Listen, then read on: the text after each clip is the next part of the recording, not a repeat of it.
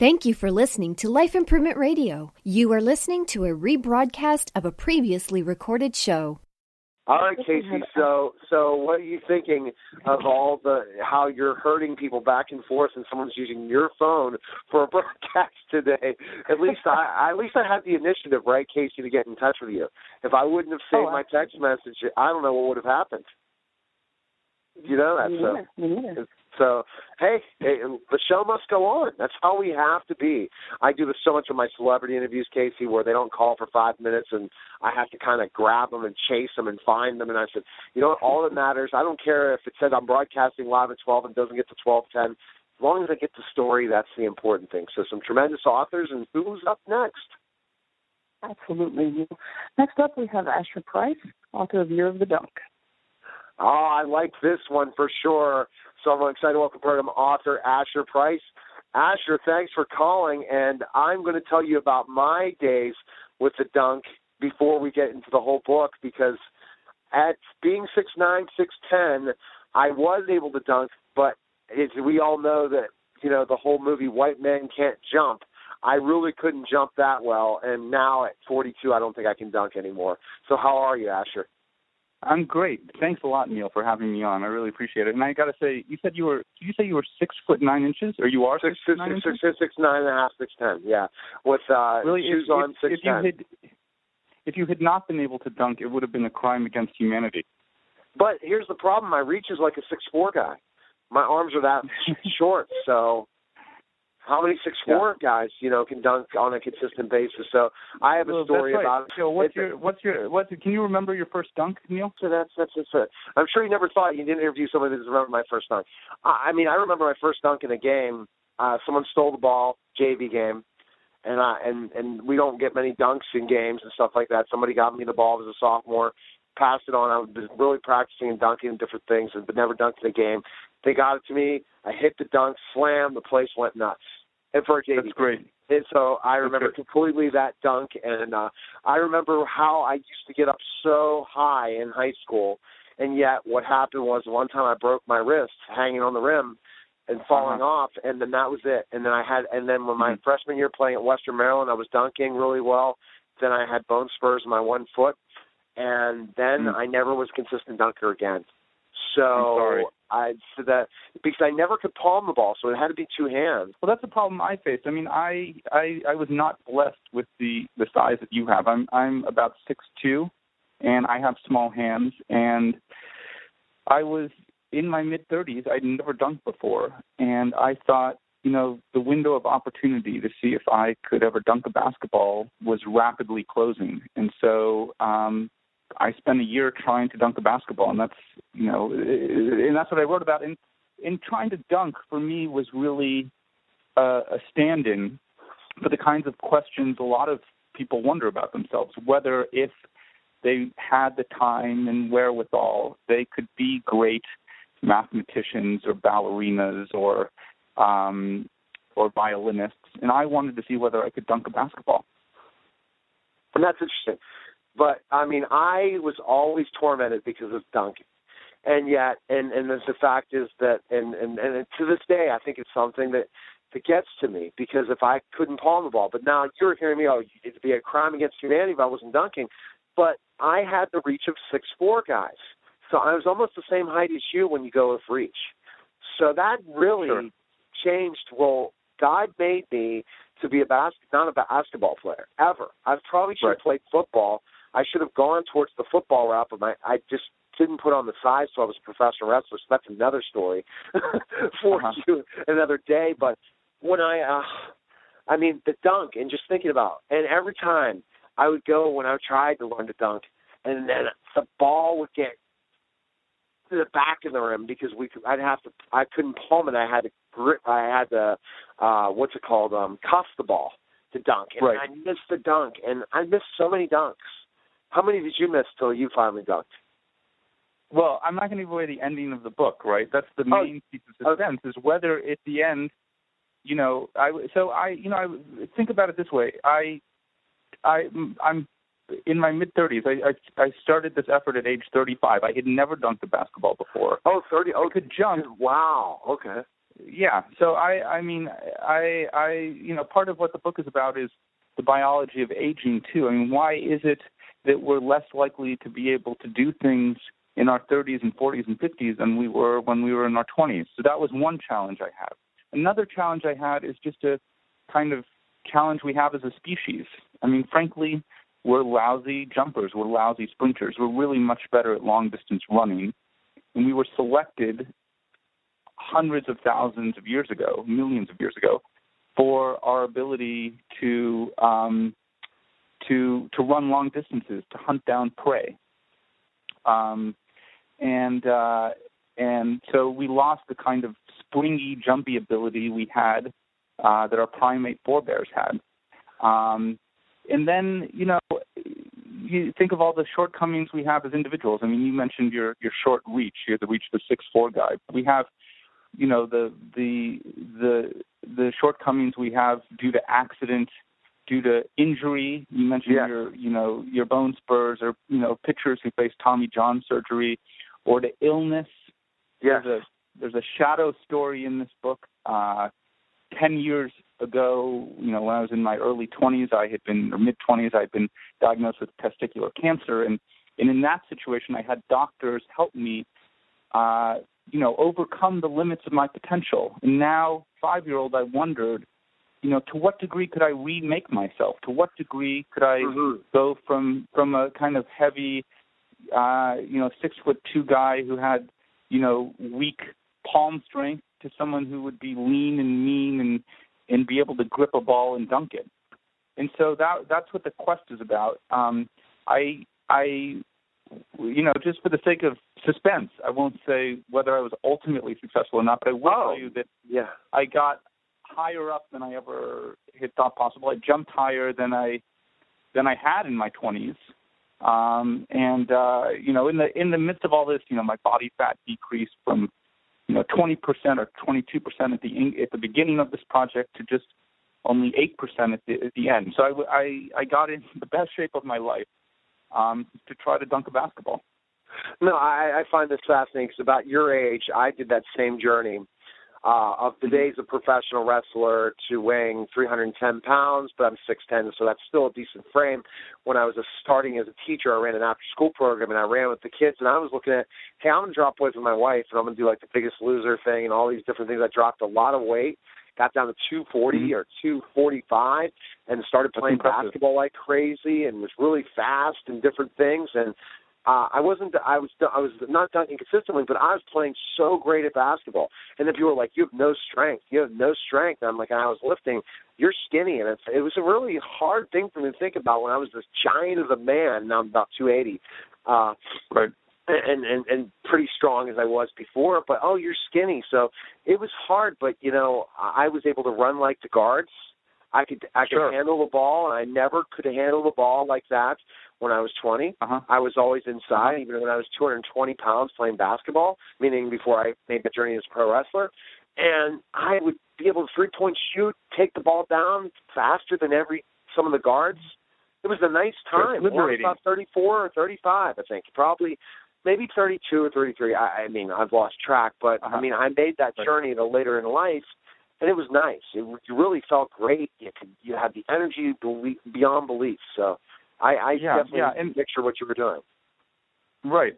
Yeah, no, it's liberating. And on the way, in the course of reporting this book, I'm normally a reporter for a newspaper down in Austin, Texas, but I traveled around the country talking to people who were, either scientists who were working on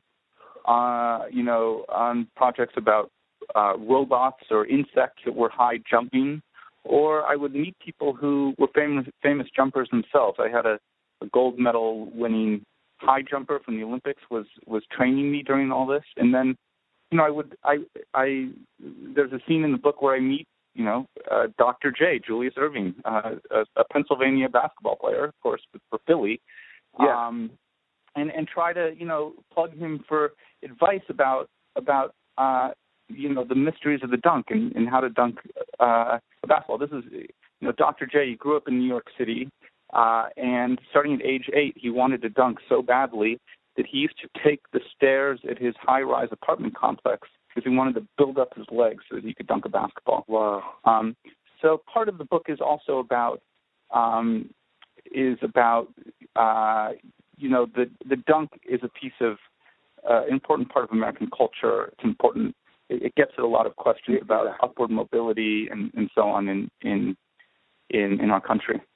Well, see, I was uncoordinated, Asher, growing up, meaning until I became a professional wrestler. And probably that's what cost me not playing. And I didn't want to jump rope. And I look at so much of my sons. I have 5 kids, and 2 of my sons are really young. And sports in general and chasing after it, or is it the intellectual ability that I developed at an older age? So, for example, I was a professional wrestler, got an undergrad in history. I went back to get my master's degree and become a teacher. Then I became more and more an intellectual. And now through all the interviews, different things, I'm a totally different person than I was as a professional wrestler. So I did the opposite of you, and you becoming more athletic, and I was becoming more intellectual. And I see this development of different things and saying, now I can hang with professors, I can hang with journalists, I can hang with the most brilliant minds. I've interviewed 2 people with 192 IQs in the last 2 weeks. One from that one show on CBS that created the show, and then another person that considered himself as well. And I say to myself, your growth of saying I want to do something shows people that even at 35, 40, 50, 60, you can do whatever you want if you put your mind to it. When you agree, right. That's right. Yeah, no, certainly. And I think there's a lot of, one of the lessons of the book is that we can surprise ourselves in how much we can improve. Without sounding ridiculous, or at the risk of sounding ridiculous, kind of a lodestar for this project was Thoreau, and the idea that we can, that self-improvement is a very American idea. Thoreau and his contemporaries wrote a lot about that, and so I think even today in the 21st century, we see no matter what your age is, you can really improve yourself. You can improve yourself, and that's where I would say my self-improvement has come, where I never took up – I own a tutoring consulting company, but I decided to take on higher-level maths and sciences, which I was not interested in high school or in college, and now I want to do it. So I look at the brain and especially You can. This is a physical project, but you're right on the money. You can improve your mental abilities as well. I think people can take up languages or piano at a late age too. You might not have the fluency, the facility for it that you did as a 7-year-old, where your mind is basically like a sponge. But we can really surprise ourselves with what we're able to do. So this book, Year of the Dunk, is partly about that kind of malleability that we have. In my case, I was doing fingertip push-ups to try to improve my tensile strength so that I could palm the ball. But it could be crossword puzzles. It could be algebraic equations. It could be trying calculus. to dance on pins. Sure, calculus. Exactly. Attempting calculus for the first time and understanding it and explaining it to others. Yes, that's interesting. And I think starting my first radio show, I produced one and hosted some in wrestling, but that's a lot different than this. And when the first day 6 years ago, you're on the air December 6th live. What are you going to do? Here's your pilot. Can you do it? Well, today, when I've interviewed probably over thousands of people from a variety of backgrounds in life and could just roll, and then I listen to these other guys, and I'm not a trained journalist. I'm not a trained broadcaster, but yet I can hold my own with anyone.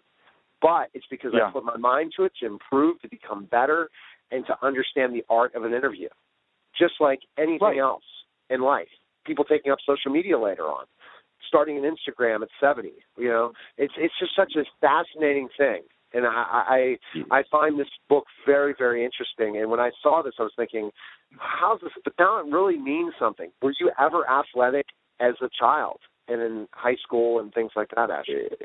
I was a very average athlete. I played sports, but I was never a varsity athlete. I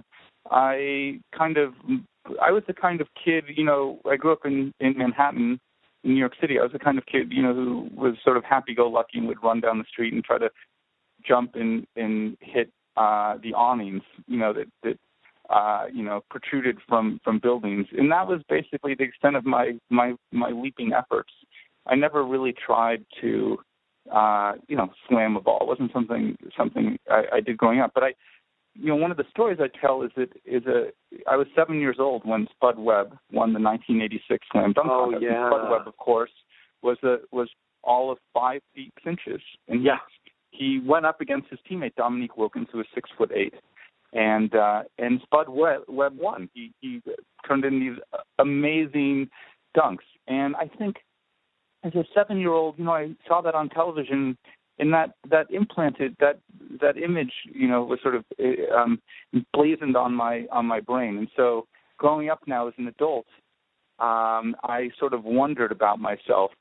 Okay, I had grown up an average athlete, but this might be my last chance to try to dunk a basketball. This might be my last chance to be Spud Webb-like. Did you play sports in high school at all, Asher? I played ultimate frisbee, but I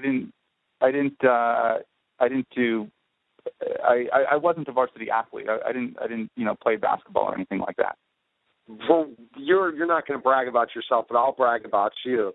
Again, you have graduate degrees in public policy and journalism from Oxford and Columbia, so you're a very bright guy. So that's sweet of you to say. And so I honor intellectuals because I was an athlete. And so I have an undergraduate degree in English. Yeah. Okay. Oh, yeah. Oh, sorry. I honor Ivy League. I'd rather my kids attain academic success more than athletic success. I'd like them to be involved in it, but I see in the game of life, it's better to be more intelligent than it is to be athletically inclined. Yeah. It's good. It teaches you a lot of a life, but yet if you put your whole life into that and not educate yourself, education lives with you forever. Yeah. Athletics. Well, listen. Yeah. I appreciate your giving me the time to talk about Year of the Dunk, the book, and the people here in Miami are signaling to me that it's sure. I'm sorry, Asher. No, that's great segue.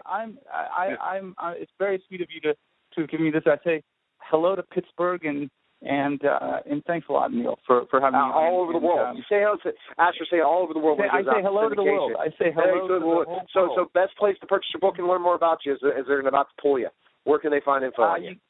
Yeah. You can buy it in all the usual places. You can buy it at your Barnes & Noble, your bookstore, Amazon.com, all of that. It's called Year of the Dunk, A Modest Defiance of Gravity.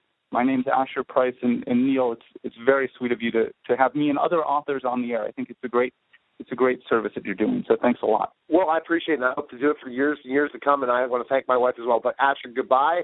We'll stay connected. I'll try to find you at different places, and let's have a conversation off there sometime, because, anything about dunks that interests me. All right, take care.